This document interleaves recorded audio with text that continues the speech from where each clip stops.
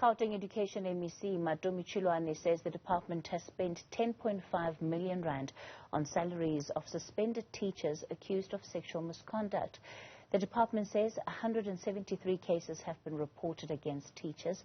We're joined now by department spokesperson Steve Mabona. Steve, of course, what this points to is really two problems. Number one, that you have such a high number of teachers in the system that are accused of sexual misconduct. Number two, that they continue to benefit of the state, regardless of the fact that they're facing these serious charges. No. This emanates from the question that was asked by Honorable Member Ramulifi. He said he wanted us to give him information on the past 5 years, educators that were alleged to have been, having complaints on sexual misconduct. For the past 5 years, we gave that 173, but out of that number, he then did not ask on what happened to those that might not find guilty, because we have expelled 87 out of the 173. So the remainder, it will be those that, their cases could not be substantiated. And you also have those that would have been meted out with the sanctions, of probably 3 months without pay or a warning, depending on the merit of the case, because sexual misconduct cases emanate from, to a certain extent, that some educators might attribute comments which are, not acceptable. So then they will be charged for that. So the disciplinary hearing, led by an independent chairperson, will then decide to say, on this one, probably we will then give them a sanction of some sort. So currently, we don't have an educator that will then be in a classroom teaching. Meanwhile, they have those, cases that they need to respond to. So my understanding, Steve, is that this figure speaks to the teachers that have been suspended. So are you saying that this figure is not reflective of how many teachers are in the system currently that have been suspended but are still receiving their salaries in relation to sexual misconduct allegations?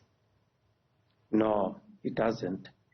Because he asked the question, out of the 173, how many of those that would have been suspended?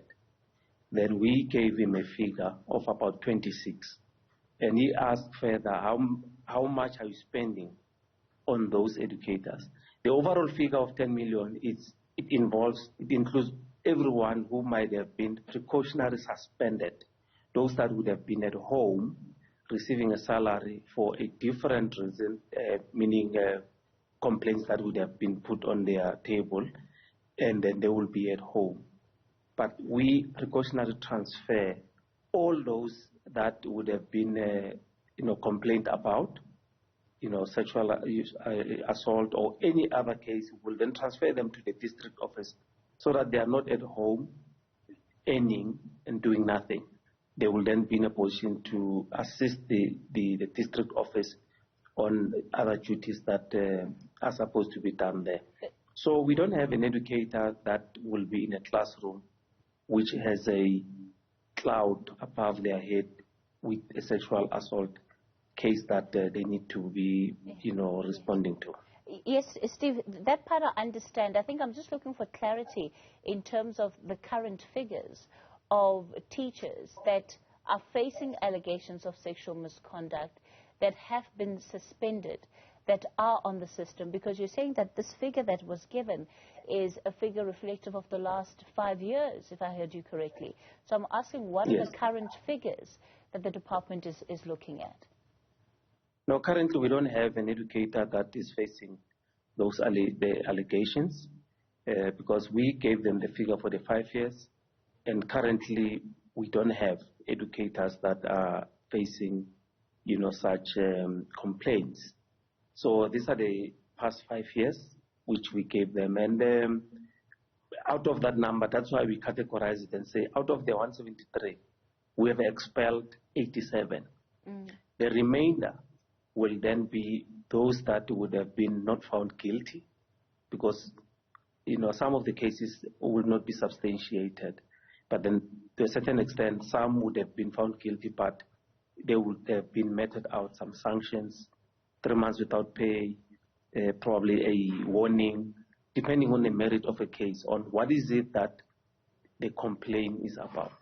Steve, do you find it strange, the fact that you currently have no teachers that are facing complaints? And I'm asking this question because I have in the back of my mind the research that was conducted around teenage pregnancies that has revealed the high rate not only of pregnancies, but of course it includes even relationships that are taking place between teachers and learners, and the allegations around there. Do you find that it's a bit of an anomaly that you've moved from having complaints to having none at all?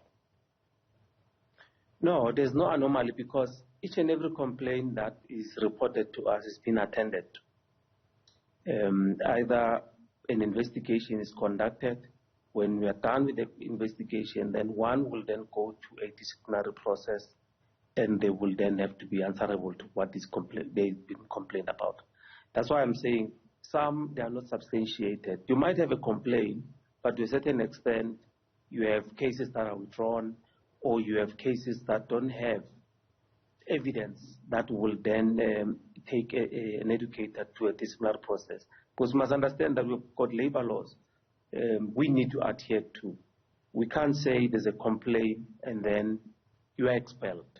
We need to take them through the necessary process. People need to be answerable to the complaints that are put on the table. So on a continuous basis, we will do that. But here, we were responding to a question that was asked by Ramlev to say in the past 5 years. So if we were to go back, probably given an opportunity, we might probably say we have 2 or 3 cases that probably we just received now, which we need to attend to. But the situation is not gloomy as it was painted by Honorable Ramlev. Steve, I understand you saying that there are cases that the department has been made aware of that have been investigated, but to say that there are no complaints at all, that creates a completely different picture. Yeah, well, if there are no complaints, what do we say? That's why I'm saying currently we don't have. Probably in the near future, if we were to be asked, or out of our own volition, we should be coming and saying we have probably 6 or 7 cases, or update the status quo. But for now, we don't have cases that we are dealing with when coming to sexual misconduct. Probably our educators, they've learned the hard way, they are behaving, you would not know. So, I mean, it's a space where we always take them through necessary training. We have a unit that is solely focusing on sexual, harassment, sexual assault, on how our employees need to behave. Not only educators, looking at the employees that are at our district offices, that are at our head office, on how we need to behave as public servants. So we conduct training, make sure that we enhance, our employees on what is it that you need to do, what is it that you don't need to do in the work environment. All right. Steve Mabona, we'll leave it there for tonight.